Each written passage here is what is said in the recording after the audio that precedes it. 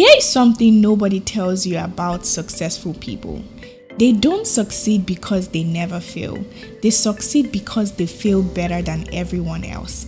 If you're sitting here afraid to make mistakes at work, terrified to ask questions, or avoiding challenges because you might look incompetent, you are actually guaranteeing that you'll stay average. Today I'm going to show you how to flip the script and turn every challenge into career fuel.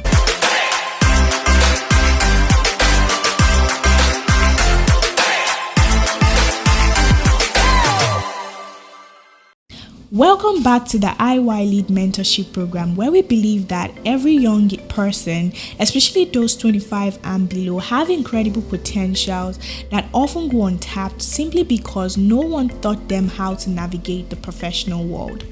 This is the second video in our 5-part series where we are focusing on things you need to know early in professional development. Today, we're diving into the growth mindset at work. How to approach challenges, mistakes, and learning opportunities in a way that actually accelerates your career. Let me paint for you two pictures. Person A gets assigned a challenging project and thinks, I don't know how to do this. What if I mess up? What if they realize I'm not qualified? Person B gets the same project and thinks, I don't know how to do this yet. This is exactly the kind of challenge that is going to level me up. Same question, completely different outcome. Person A will avoid the challenge or do the bare minimum.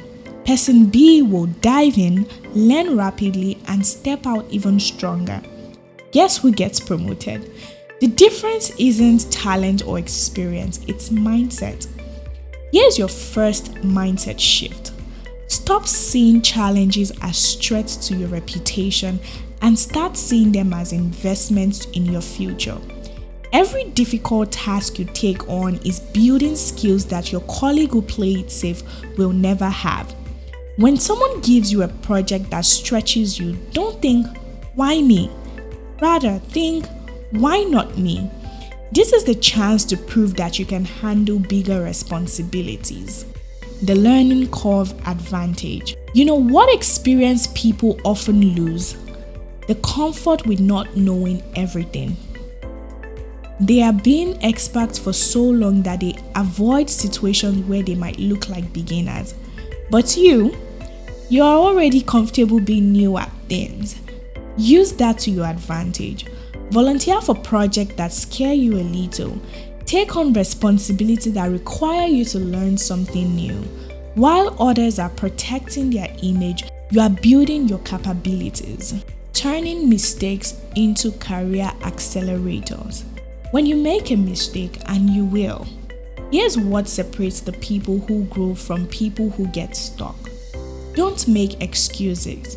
Don't hide it. Don't pretend it didn't happen. Instead, own it immediately. Analyze what went wrong and present a solution, and outline what you learned. This response turns a mistake into a demonstration of professionalism and growth. Here's your exact script on handling mistakes. I made an error on X. Here's what happened. Here's what I've done to fix it. Here's what I'm putting in place to prevent it from happening again.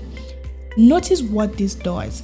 It shows accountability, problem-solving skills, and forward thinking. Managers remember people who handle mistakes well more than they remember the mistakes themselves. But here's the advanced move. Don't just learn from your own mistakes. Pay attention to what goes wrong around you. When a project fails, when a client is unhappy, when a deadline is missed, study it. What can you learn? How can you handle it differently? This makes you incredibly valuable because you're developing judgment without having to make every mistake yourself. The art of strategic question asking. There's a difference between questions that make you look incompetent and questions that make you look engaged. Avoid asking questions like, what should I do? Instead, ask, I'm thinking of approaching this problem by X method. What factors should I consider? Or what would success look like for this project? These questions show you're thinking strategically, not just looking for someone to give you answers. Learning from feedback. When someone gives you feedback, your response determines whether you're seen as coachable or defensive. Don't explain why you did what you did.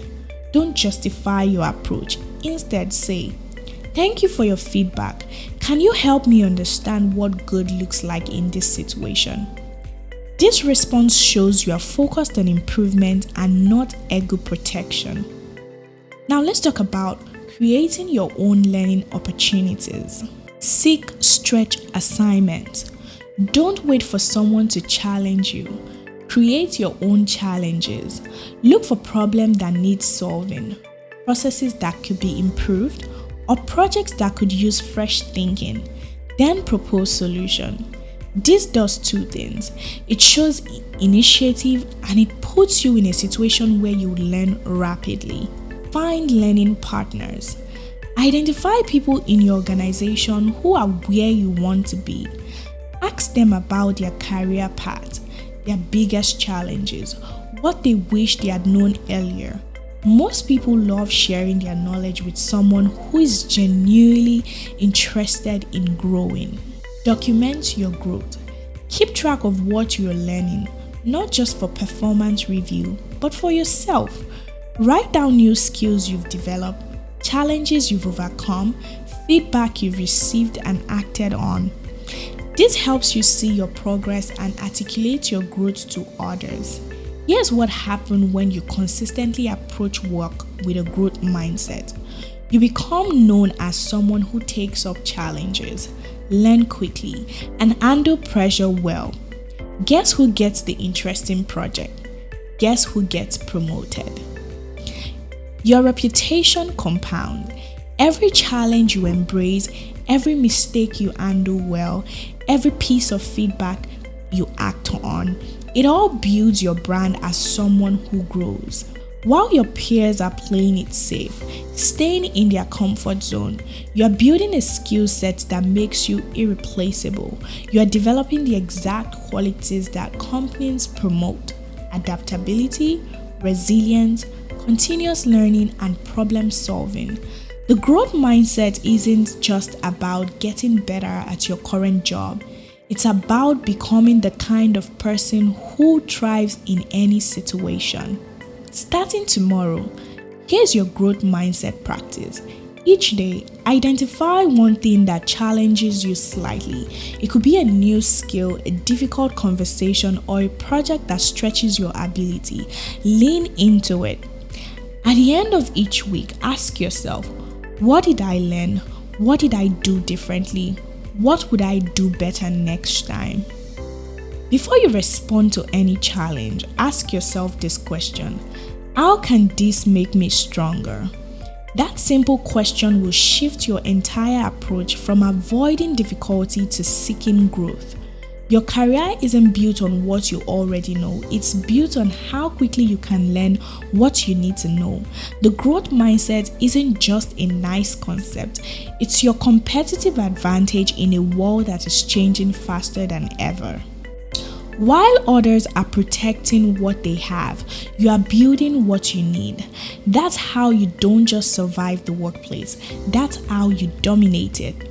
If you're ready to stop playing it safe and start playing it to win, let me know in the comment section what one challenge you've been avoiding that you are now going to tackle head on. And make sure you're subscribed because we're just getting started on transforming how you approach your career.